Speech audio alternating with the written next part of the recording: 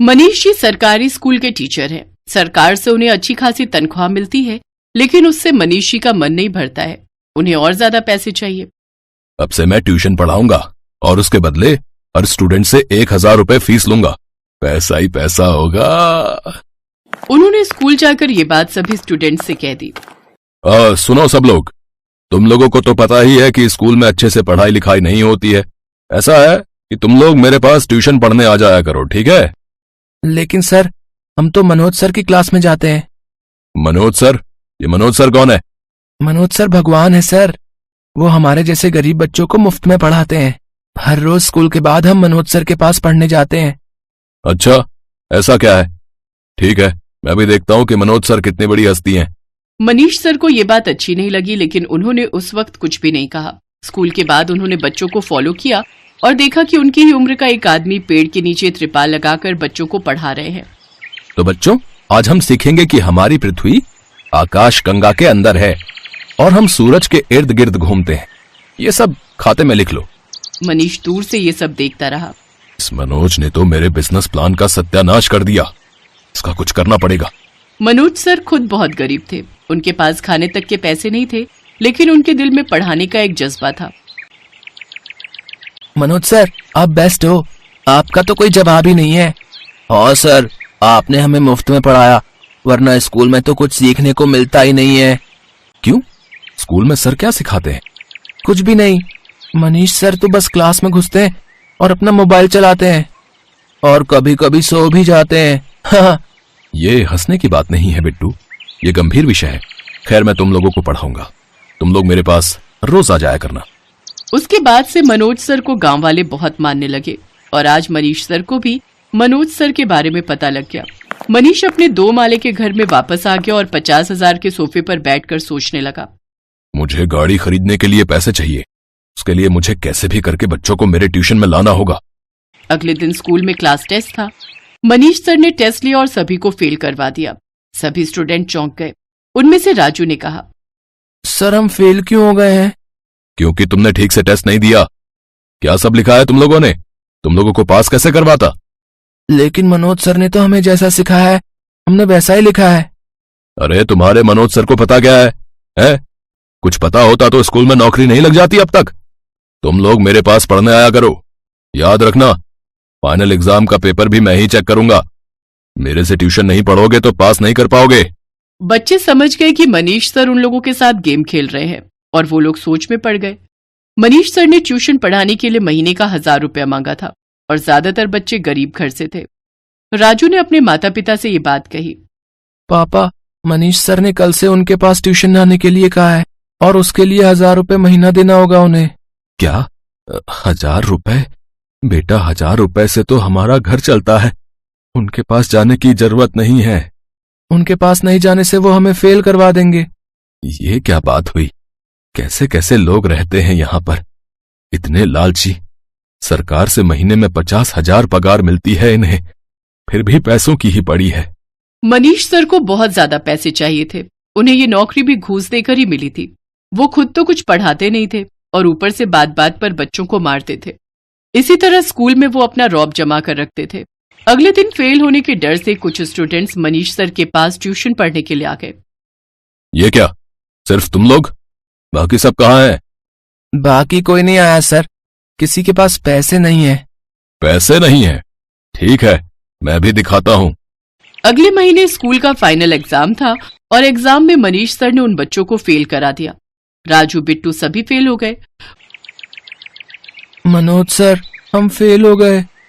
Manish sir ने हमें fail करा दिया क्योंकि हम उनके पास ट्यूशन पढ़ने नहीं गए ना, इसलिए। ये मनीष सर तो बहुत लालची और खुदगर्ज है। ठीक है बेटा, कोई बात नहीं, तुम लोग मेरे पास ही पढ़ोगे। अब से सुबह से लेकर शाम तक मेरा स्कूल चलेगा। फेल हुए सभी बच्चे मनोज सर के पास पूरा दिन पढ़ने लगे। मनोज का पढ़ाने का अंदाज ही अलग था, इसीलिए बच्चों को पढ़ने में बहुत मजा आता था। इसी तरह से दिन बीतने लगा। मनीष सर ने कुछ ही दिनों के अंदर नई गाड़ी भी खरीद ली और उन्होंने स्कूल के बच्चों को मनोज सर के पास जाने से मना कर दिया। लेकिन वो कहते हैं ना, पाप किसी को नहीं छोड़ता है। मनीष के साथ भी ऐसा ही हुआ। इलेक्शन का वक्त आ गया और शिक्षा मंत्री स्कूलों के दौरे पर आ गए। शिक्षा मंत्री जब स्कूल के अंदर आए तब मनीष टेबल पर पैर रखकर सो रहा था। ये क्या, तुम टेबल पर पैर रख के सो रहे हो? मंत्री जी, आप? हाँ मैं। तुम अपने स्टूडेंट्स को ऐसे पढ़ाते हो? नहीं सर, वो बस ऐसे ही। वो छी, शर्म आ रही है मुझे तुम पर मनीष। तुम कुछ सिखाते भी हो या नहीं? एक बच्चे ने तभी कहा, ये हमें कुछ नहीं सिखाते हैं, हमें तो मनोज सर सिखाते थे। ये मनोज सर कौन है? बच्चे मंत्री जी को मनोज सर के पास ले गए और वहां बच्चों ने मंत्री जी के सारे सवालों का सही उत्तर दिया। मंत्री जी ने मनोज सर की बहुत तारीफ की। वाह मनोज वाह, हमें तो तुम जैसे ही टीचर चाहिए। मैं तुम्हें खुद स्कूल में टीचर की नौकरी देना चाहता हूँ और मनीष को नौकरी से निकालना चाहता हूँ।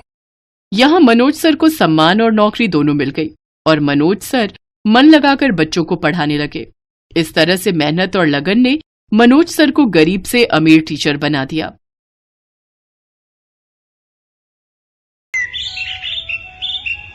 वंश 9वीं कक्षा में था। उसके पापा सब्जी का ठेला लगाते थे और मम्मी घरों में खाना बनाने का काम करती थी। वंश के मम्मी पापा चाहते थे कि वो पढ़ लिख जाए तो बड़ा होकर अच्छी नौकरी पर लग जाएगा, इसलिए वो वंश को बड़े स्कूल में पढ़ा रहे थे। वंश को टेक्निकल काम में बहुत रुचि थी, इसलिए वो अपना दिमाग लगाकर खराब हुए मोबाइल फोन और लैपटॉप ठीक कर लेता था। एक दिन, पता नहीं ये लैपटॉप को क्या हो गया, क्लास का टाइम हो रहा है। क्या हुआ सर, आप कुछ परेशान दिखाई दे रहे हैं? पता नहीं राहुल बेटा, मेरा लैपटॉप ऑन नहीं हो रहा। लाइए सर, मैं ऑन कर देता हूँ। अच्छा, तुम कर लोगे तो कर दो, मेरी बड़ी हेल्प हो जाएगी। सर आपको प्रिंसिपल मैम ने बुलाया है। राहुल बेटा, मैं प्रिंसिपल मैम के पास होकर आता हूँ, तब तक तुम ये ऑन कर दो। Okay sir. राहुल काफी कोशिश करता है पर उससे लैपटॉप ऑन नहीं होता। तभी वंश वहां से जा रहा था। उसने राहुल से कहा, लाओ इधर दो, ये ऐसे ऑन नहीं होगा, मैं ऑन कर देता हूँ। वंश लैपटॉप ऑन कर देता है। तभी टीचर के आते ही राहुल पलट जाता है और वंश के हाथ से लैपटॉप छीन लेता है। वंश, ये लैपटॉप बहुत महंगा है, इसे हाथ मत लगाओ। सर ये लीजिए, मैंने लैपटॉप ऑन कर दिया है। वंश, तुम यहाँ क्या कर रहे हो? कभी देखा भी है इतना महंगा लैपटॉप? चलो क्लास में जाकर बैठो, लंच टाइम खत्म हो गया है। राहुल बेटा, तुमने तो कमाल कर दिया, मेरा लैपटॉप ऑन कर दिया। Thank you sir.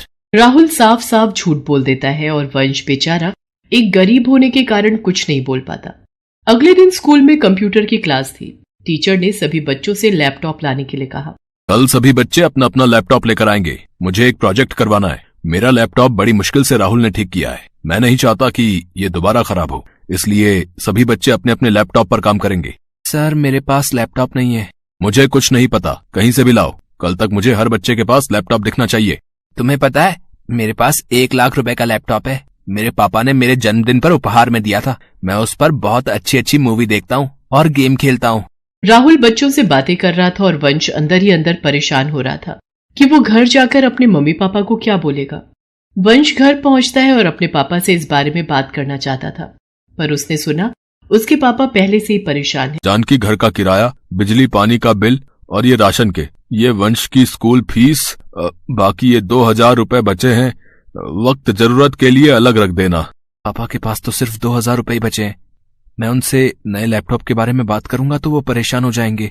नहीं, मैं अभी बात नहीं कर सकता।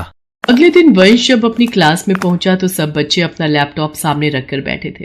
अरे वंश, तुम्हारा लैपटॉप कहाँ है? सर, वंश लैपटॉप नहीं लाया। मैंने तुम्हें बोला था ना कि सब बच्चों को लैपटॉप लेकर आना है, तो तुम आज क्यों नहीं लाए? चलो बेंच पर हाथ ऊपर करके खड़े हो जाओ।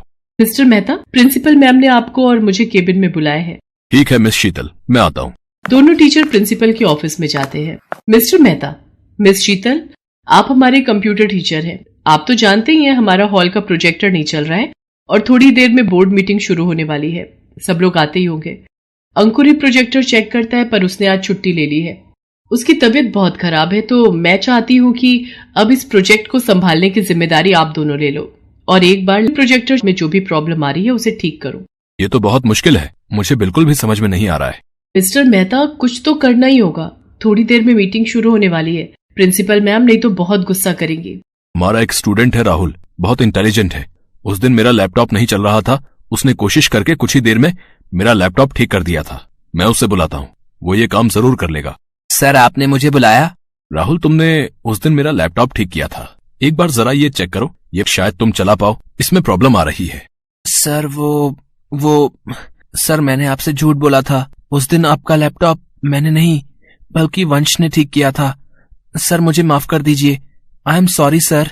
तुमने मेरे से इतना बड़ा झूठ बोला, तुम्हें तो मैं बाद में देख लूंगा। पहले जाकर वंश को बुला कर लाओ। राहुल वंश को लेकर आता है। इतनी देर में प्रिंसिपल मैम भी वहां आ जाते हैं। वंश प्रोजेक्टर ठीक कर देता है और मीटिंग शुरू होने तक वहीं रहता है। उस बीच कोई भी परेशानी नहीं होती। इस बात से प्रिंसिपल मैम और टीचर बहुत खुश होते हैं। मैम, वंश बहुत ही इंटेलिजेंट बच्चा है। ये कंप्यूटर विषय में बहुत अच्छा है, पर इस बच्चे के पास अपना खुद का लैपटॉप नहीं है।